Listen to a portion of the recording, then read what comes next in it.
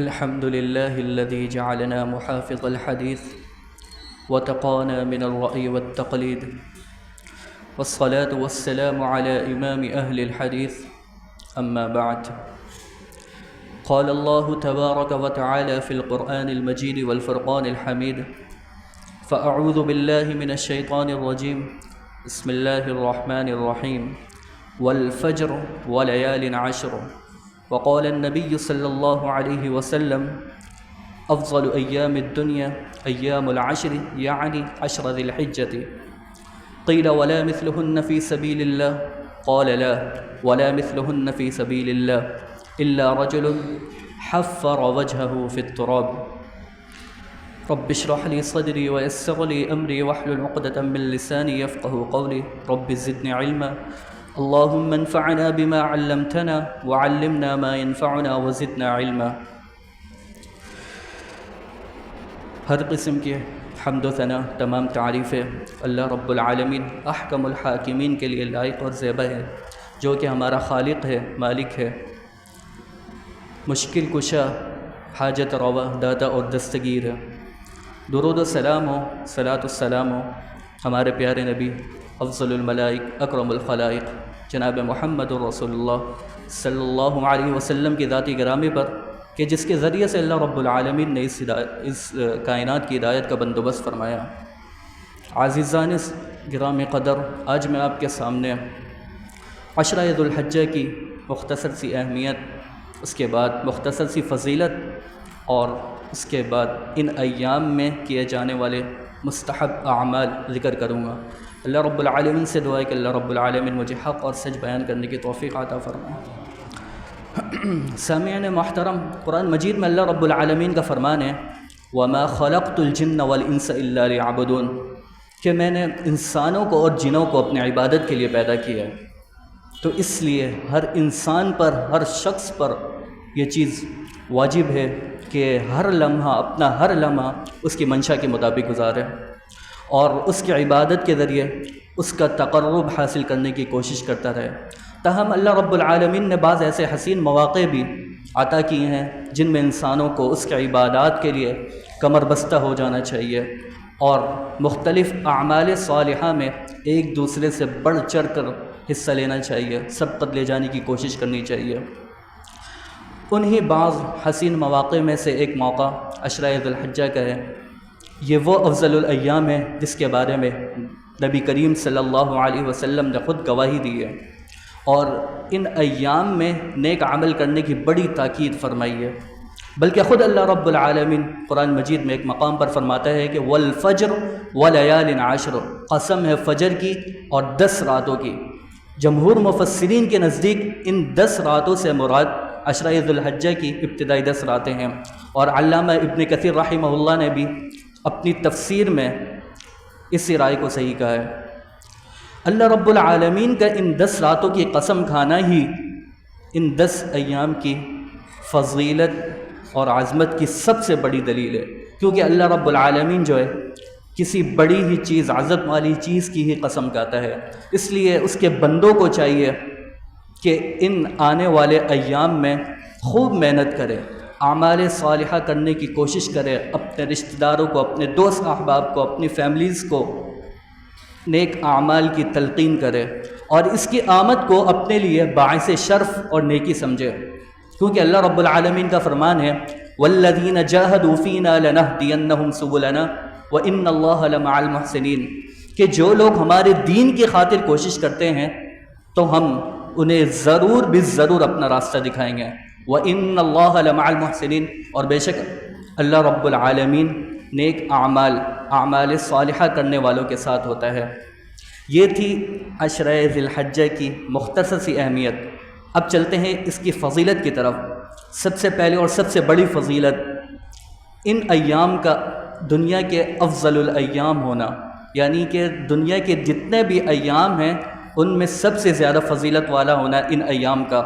حضرت جابر رضی اللہ تعالیٰ عنہ فرماتے ہیں کہ نبی کریم صلی اللہ علیہ وسلم نے ارشاد فرمایا: افضل ایام الدنیا ایام العشر، یعنی 10 ذی الحجہ.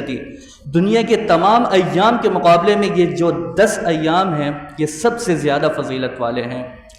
نبی کریم صلی اللہ علیہ وسلم سے استغفار کیا گیا، پوچھا گیا کیا اگر کوئی بندہ اتنے ہی دن جہاد فی سبیل اللہ میں گزارتا ہے تو کیا وہ ان کے برابر ہو سکتا ہے، ان ایام کی فضیلت کے برابر ہو سکتا ہے؟ قال ولا مثلہن فی سبیل اللہ، کہ اگر کوئی شخص اتنے ہی دن اتنے ہی ایام جہاد فی سبیل اللہ میں گزارے تب بھی وہ ان ایام کی فضیلت تک نہیں پہنچ سکتا، الا رجل حفر وجہہ فی التراب، مگر وہ شخص جو شہید ہو گئے، جہاد فی سبیل اللہ کے لیے نکلتا ہے اور وہیں پر شہید ہو جاتا ہے۔ دوسری روایت میں ہے کہ الا رجل خرج بنفسه وماله ولم يرجع من ذلك بشيء، کہ وہ آدمی نکلتا ہے جہاد فی سبیل اللہ میں اپنی جان کے ساتھ، اپنے مال کے ساتھ، اور اس کے بعد کوئی بھی چیز لے کر نہیں لوٹتا، یعنی کہ اپنا مال بھی سارا کا سارا وہیں خرچ کر ڈالتا ہے اور جو ہے وہیں پر شہید ہو جاتا ہے۔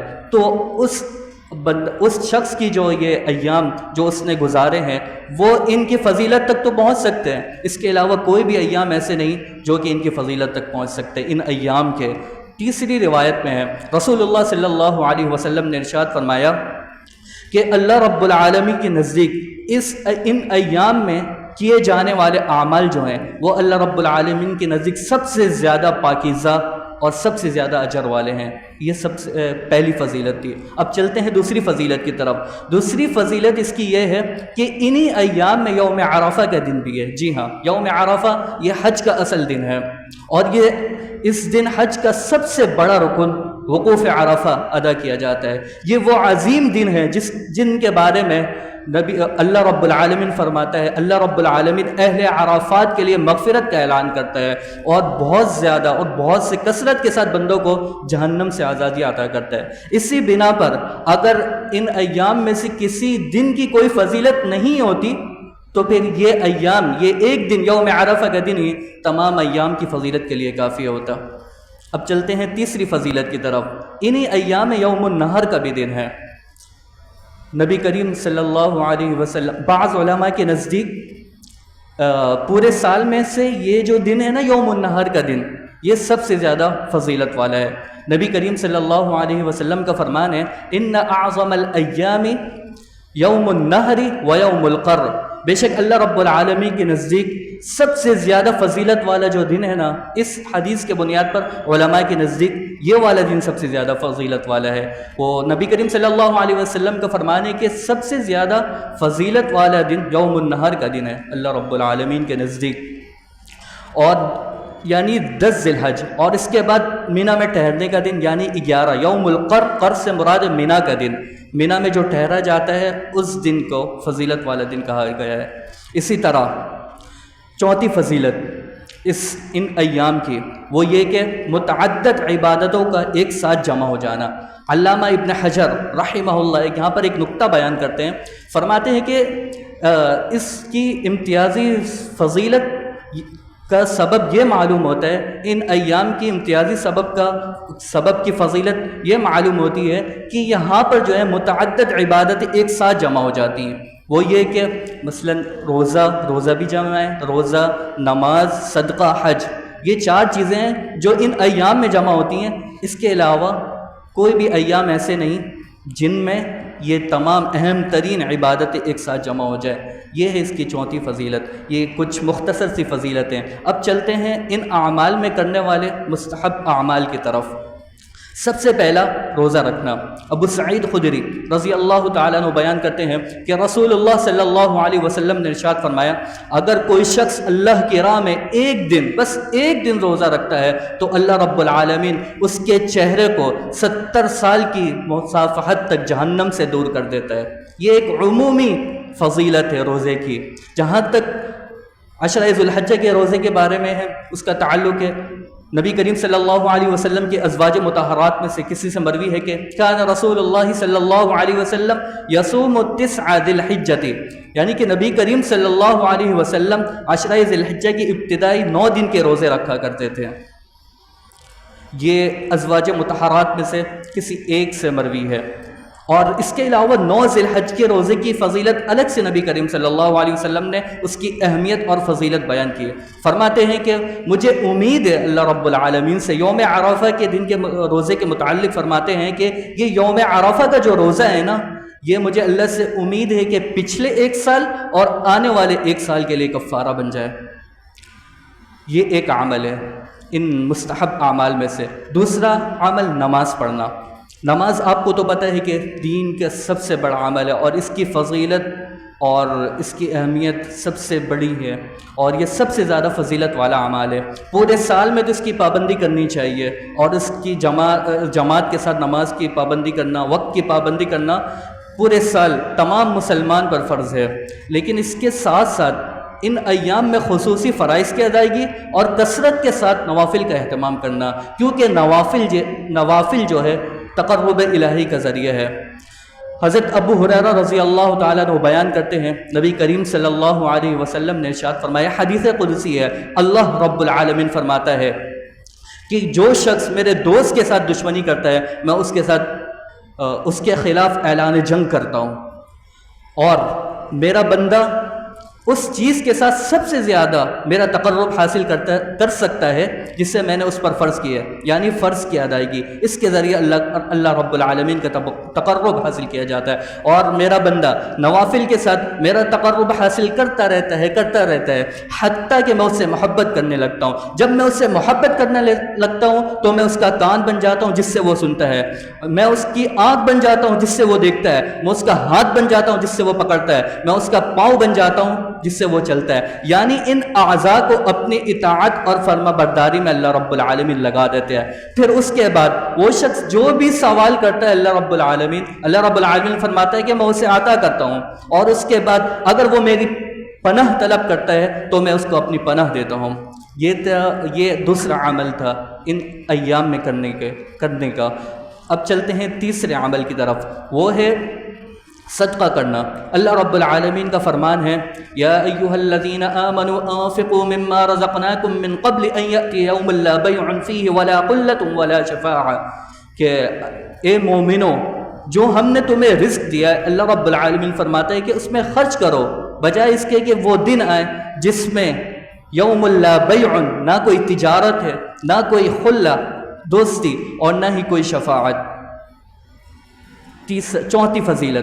چوتھی فضیلت یہ ہے کہ چوتھی اور آخری فضیلت، یہ آخری بات کر کے اپنی بات کا اختتام کرتا ہوں، اللہ کا ذکر کثرت کے ساتھ کرنا۔